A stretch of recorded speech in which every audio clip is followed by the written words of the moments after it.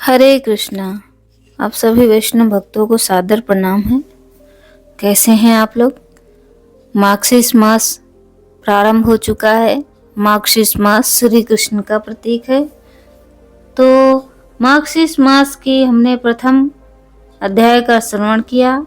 अब हम दूसरे अध्याय का श्रवण करेंगे कि राजा दिलीप कैसे वन को शिकार खेलने के लिए जाते हैं, कैसे ब्राह्मण से बोलते हैं कि उनको मार्गशीर्ष मास की कथा का श्रवण करना है। राजा के ऐसे वचन सुनकर तपस्वी कहने लगा कि हे राजन, भगवान सूर्य बहुत शीघ्र उदय होने वाले हैं, इसीलिए यह समय हमारे लिए स्नान का है, कथा का नहीं। सो आप स्नान करके अपने घर को जाओ और अपने गुरु श्री वशिष्ठ जी से इस महात्म्य को सुनो। इतना कहकर तपस्वी सरोवर में स्नान के लिए चले गए और राजा भी विधि पूर्वक सरोवर में स्नान करके अपने राज्य को लौटा। निवास में जाकर तपस्वी की सब कथा रानी को सुनाई। तब सूत जी कहने लगे कि महाराज, राजा ने अपने गुरु वशिष्ठ से क्या प्रश्न किया और उन्होंने क्या उत्तर दिया। व्यास जी कहने लगे, हे सूत जी, राजा दिलीप ने रात्रि को सुख से सोकर प्रातः समय ही अपने गुरु वशिष्ठ जी के पास जाकर उनके चरणों को छूकर प्रणाम करके तपस्वी के बताए हुए प्रश्नों को अति नम्रता से पूछा कि गुरु जी, आपने आचार, दंड, नीति, राज्य, धर्म तथा चारों वर्णों के आश्रमों की क्रियाओं, दान और उनके विधान, यज्ञ और उनकी विधियां, व्रत, उनकी प्रतिष्ठा तथा भगवान विष्णु की आराधना अनेक प्रकार से तथा विस्तार पूर्वक मुझको बतलाई। अब मैं आपसे माघ मास के स्नान के महात्म्य को सुनना चाहता हूँ। सो हे तपोधन, नियम पूर्वक इस विधि को समझाइए। गुरु वशिष्ठ कहने लगे कि हे राजन, तुमने दोनों लोकों के कल्याणकारी वनवासी तथा गृहस्थियों के अंतःकरण को पवित्र करने वाले माघ मास के स्नान का बहुत सुंदर प्रश्न पूछा है। मकर राशि में सूर्य के आने पर माघ मास में स्नान का फल गोभूमि, तिल, वस्त्र, स्वर्ण आदि से भी अधिक होता है। वस्त्र, स्वर्ण, अन्न, घोड़ा आदि दानों तथा चंद्रायण और ब्रह्म कूर्च व्रत आदि से भी अधिक होता है। वैशाख तथा कार्तिक में जप, दान, तप और यज्ञ बहुत फल देने वाला है, परंतु माघ मास में इनका फल बहुत ही अधिक होता है। माघ में स्नान करने वाला पुरुष राजा और मुक्ति के मार्ग को जानने वाला होता है। देवी दृष्टि वाले महात्माओं ने कहा, हे मनुष्य, माघ मास से सकाम या भगवान के निमित्त नियम पूर्वक माघ मास से स्नान करता है, वह अनंत फल वाला होता है। उसको शरीर की शुद्धि, प्रीति, ऐश्वर्य तथा चारों प्रकार के फलों की प्राप्ति होती है। अदिति ने 12 वर्ष तक मकर संक्रांति में अन्न त्याग कर स्नान किया। इससे तीनों लोकों में उज्जवल करने वाले 12 पुत्र उत्पन्न किए। माघ में स्नान करने से ही रोहिणी, सुभागा,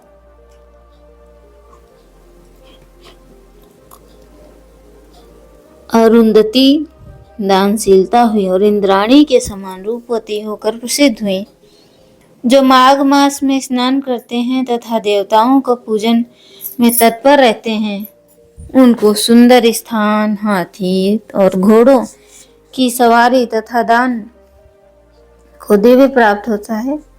अतिथियों से उनका घर भरा रहता है और उनके घर में सदा वेद ध्वनि होती रहती है। मनुष्य धन्य है जो माघ मास में स्नान करते हैं, दान देते हैं तथा व्रत और नियमों का पालन करते हैं और दूसरों के पुण्यों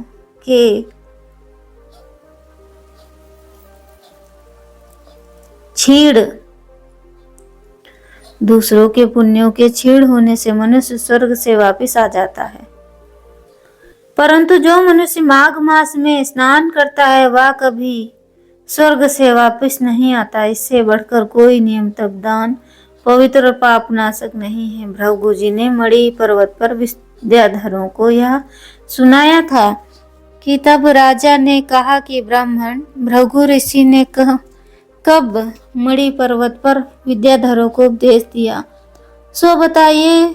तब ऋषि कहने लगे हैं कि राजा ने एक समय 12 वर्ष तक वर्षा न होने के कारण, सब प्रजा क्षीण होने के कारण संसार में दुखी उद्विग्नता फैल गई। हिमाचल और विंध्याचल पर्वत के मध्य का देश निर्जन होने के कारण श्राद्ध तप स्वाध्याय सब कुछ छूट गया। सारा लोक विपत्तियों में फंसकर प्रजाहीन हो गया। सारा भूमंडल फल और अन्न से रहित हो गया। तब विंध्याचल से नीचे बहती हुई नदी के सुंदर वृक्षों से आच्छादित अपने आश्रम से निकलकर श्री भृगु ऋषि अपने शिष्यों सहित हिमालय पर्वत पर गए। इस पर्वत की चोटी नीली और नीचे का हिस्सा सुनहरी होने के से सारा पर्वत पीताम्बरी थी। पीताम्बर धारी श्री भगवान के सदृश लगता था। पर्वत के बीच का भाग नीला युक्त आकाश जैसी शोभा को प्राप्त होता था। रात्रि के समय वह पर्वत दीपक की तरह चमकती हुई दिव्य औषधियों से पूरित किसी महल की शोभा को प्राप्त होता है। वह पर्वत शिखाओं पर बांसुरी बजाती और सुंदर गीत गाती हुई किन्नरियों तथा केले के पत्तों की पातकाओं से अत्यंत शोभा को प्राप्त हो रहा था। यह पर्वत नीलम पन्ना पुखराज तथा इसकी चोटी से निकलती हुई रंग बिरंगी किरणों से इंद्रधनुष के समान प्रतीत होता था। स्वर्ण आदि शब्द धातुओं से तथा चमकते हुए रत्नों से चारों ओर फैली हुई अग्नि ज्वाला के समान शोभायमान था। इसकी कंदराओं में काम पीड़ित विद्याधारी अपने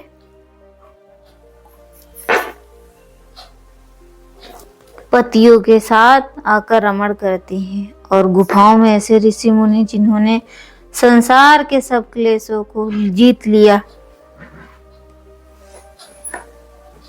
रात दिन ब्रह्मा का ध्यान करते हैं और कई एक हाथ में रुद्राक्ष माला लिए हुए शिव की आराधना में लगे हैं, साथ में खेल रहे हैं तथा कस्तूरी वाले रंग बिरंगी मृगों के झुंड के साथ इधर उधर भाग रहे हैं।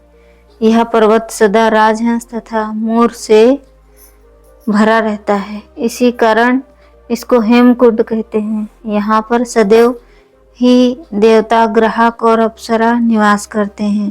तो हरे कृष्णा। आज की कथा आपको कैसी लगी अध्याय 2 की?